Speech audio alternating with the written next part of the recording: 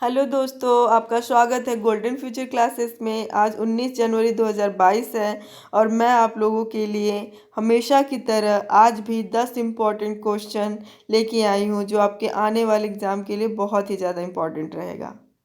आज का हमारा पहला क्वेश्चन है, राष्ट्रीय स्टार्टअप दिवस कब मनाया जाएगा? आपके पास ऑप्शन है ए 18 जनवरी, बी 17 जनवरी, सी 16 जनवरी, डी 14 जनवरी। तो इस क्वेश्चन का सही आंसर है सी 16 जनवरी। 16 जनवरी को नेशनल स्टार्टअप डे मनाया जाएगा। प्रधानमंत्री नरेंद्र मोदी ने देश के स्टार्टअप यूनिट्स को नए भारत का आधार स्तंभ बताया है और साथ ही में 16 जनवरी को राष्ट्रीय स्टार्टअप दिवस के रूप में मनाने की घोषणा की है। पीएम मोदी ने कहा कि आज देश में 60,000 से अधिक इकाइयां हैं, जिनमें से 42 यूनिकॉर्न हैं। हमारा अगला क्वेश्चन है, एक महीने में 92.6 करोड़ से अधिक यूपीआई लेन देन करने वाला भारत का पहला बैंक कौन बन गया है? आपके पास ऑप्शन है A Canara bank, B Paytm payment bank limited, C HDFC bank, D PNB bank.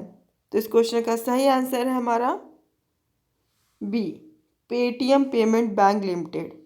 Paytm payment bank limited एक महीने में 92.6 करोड़ से अधिक यूपीआई लेन देन करने वाला भारत का पहला बैंक बन गया है।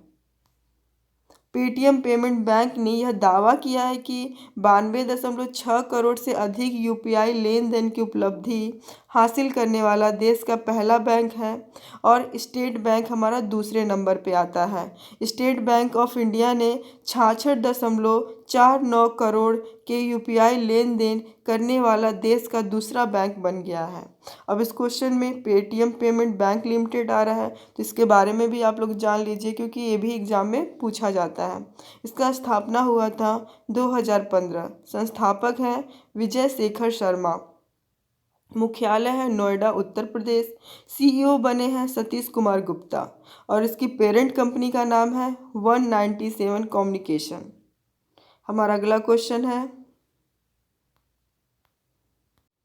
लोसांग महोत्सव किस राज्य में मनाया जाता है? आपके पास ऑप्शन है ए कर्नाटक, बी मेघालय, सी सिक्किम, डी तमिलनाडु।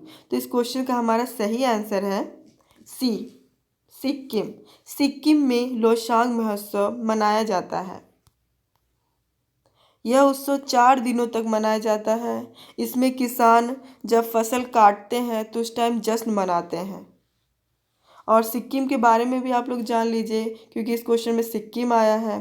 तो सिक्किम का गठन हुआ था हमारा 10 अप्रैल 1975 को और राजधानी है गंगटोक और सिक्किम का सबसे बड़ा शहर है गंगटोक। मुख्यमंत्री हैं प्रेम सिंह तमांग, राज्यपाल हैं गंगा प्रसाद। लोकसभा सीटों की संख्या 1 है और राज्यसभा सीटों की भी संख्या 1 ही है और विधानसभा सीटों की संख्या कितनी है? 32। अब हम लोग चलते हैं अपने अगले क्वेश्चन की ओर। हमारा अगला क्वेश्चन है, पूर्वोत्तर राज्यों की संस्कृति को बढ़ावा देने के लिए नई दिल्ली में नॉर्थ ईस्ट ऑन व्हील्स अभियान किसने शुरू किया है?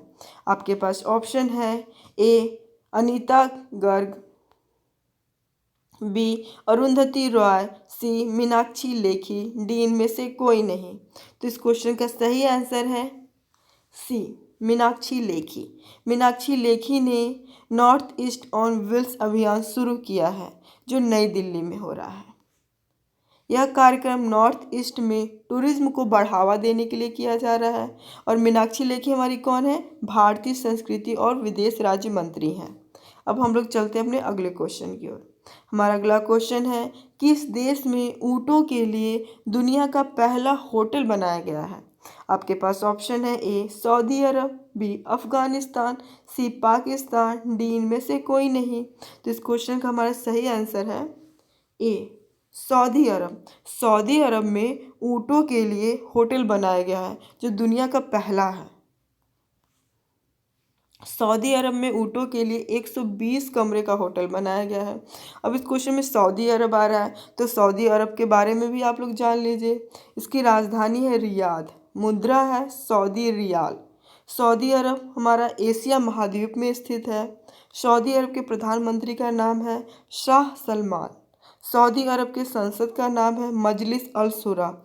जो संसद होता है, किसी भी देश का संसद के बारे में अगर पूछा जा रहा है तो उसके बारे में आप लोग याद कर लीजिए, क्योंकि ये बार बार एग्जाम में पूछा जाता है और सऊदी अरब एक इम्पॉर्टेंट कंट्री है। और अगला क्वेश्चन है, किस मंत्रालय ने पूर्व सैनिकों तथा उनके आश्रितों की पेंशन संबंधी समस्याओं को हल करने के लिए ऑनलाइन रक्षा पेंशन शिकायत निवारण पोर्टल को लॉन्च किया है?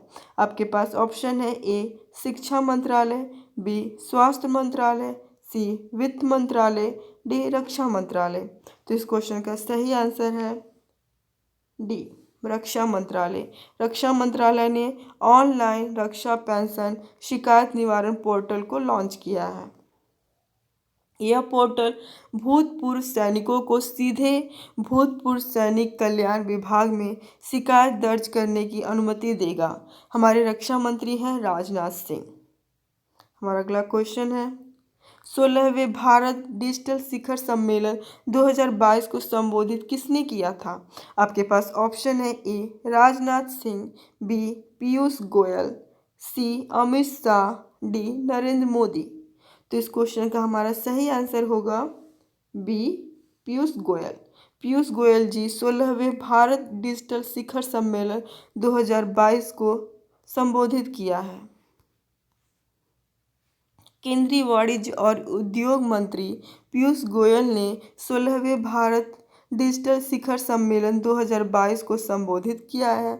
यह कार्यक्रम 2 दिवसीय 11 और 12 जनवरी 2022 को internet and mobile association of India द्वारा किया गया था। इस कार्यक्रम के दौरान पीयूष गोयल जी ने स्टार्टअप पारिस्थितिकी तंत्र को मजबूत बनाने के लिए लीप का अनावरण किया था। अब लीप आया है तो लीप का अर्थ क्या है? Leverage, encourage, access and promote. शिखर सम्मेलन का विषय था सुपर चार्जिंग स्टार्टअप। अब हमारा अगला क्वेश्चन है, भारतीय नौसेना और किस देश के नौसेना के बीच पासेक्स 2022 सैन्य अभ्यास का आयोजन अरब सागर में हुआ है? आपके पास ऑप्शन है, ए रूस, B Britain, C America, D Japan. तो इस क्वेश्चन का सही आंसर है ए रूस।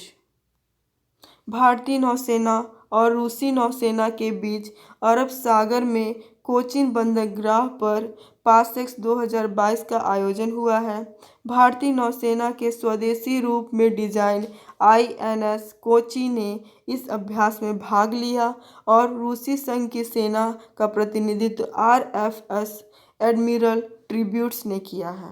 अब इस क्वेश्चन में भारतीय नौसेना आ रहा है तो इसके बारे में भी जान लीजिए। इसका मुख्यालय है नई दिल्ली और हर साल 4 दिसंबर को नौसेना दिवस मनाया जाता है।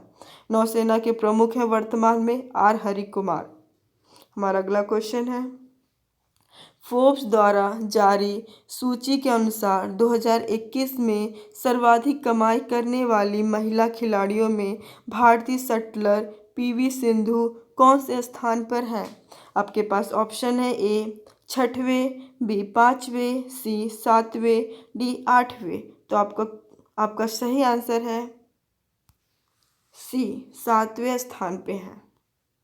भारतीय शटलर PV सिंधु $7.2 मिलियन की कमाई के साथ भारत की सबसे अमीर महिला एथलीट बन गई हैं। नाओमी ओसाका ने $57.3 मिलियन की कमाई के साथ दुनिया की सबसे अमीर महिला खिलाड़ी बन गई हैं।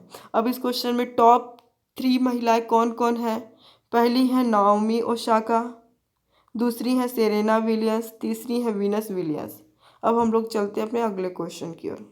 हमारा अगला क्वेश्चन और आखिरी क्वेश्चन है, बैडमिंटन टूर्नामेंट इंडिया ओपन 2022 में पुरुष एकल का खिताब किसने जीता है?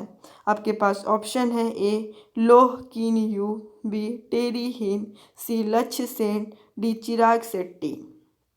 तो इस क्वेश्चन का सही आंसर है सी लक्ष्य सेन।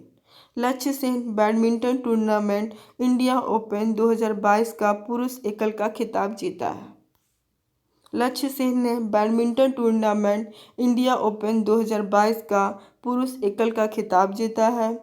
भारतीय बैडमिंटन खिलाड़ी लक्ष्य सेन इंडिया ओपन 2022 पुरुष एकल फाइनल में सिंगापुर के विश्व चैंपियन लोह किन यू को हराकर अपना पहला सुपर 500 का खिताब भी हासिल किया है। बैडमिंटन टूर्नामेंट इंडिया ओपन 2022 का आयोजन नई दिल्ली में हुआ था।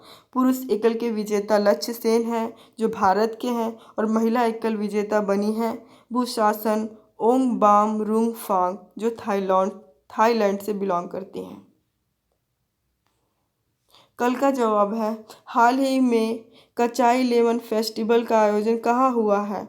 आपके पास ऑप्शन है ए मिजोरम, बी मणिपुर, सी मेघालय, डी तेलंगाना। तो इस क्वेश्चन का सही आंसर है बी मणिपुर। आज का सवाल है हमारा 2021 में सर्वाधिक कमाई करने वाली महिला खिलाड़ी कौन बनी है। आपके पास ऑप्शन है A Naomi Osaka, B Serena Williams, C PV Sindhu, D Mitali Raj. तो इस क्वेश्चन के आंसर आप लोग कमेंट बॉक्स में दीजिएगा। Thank you for watching.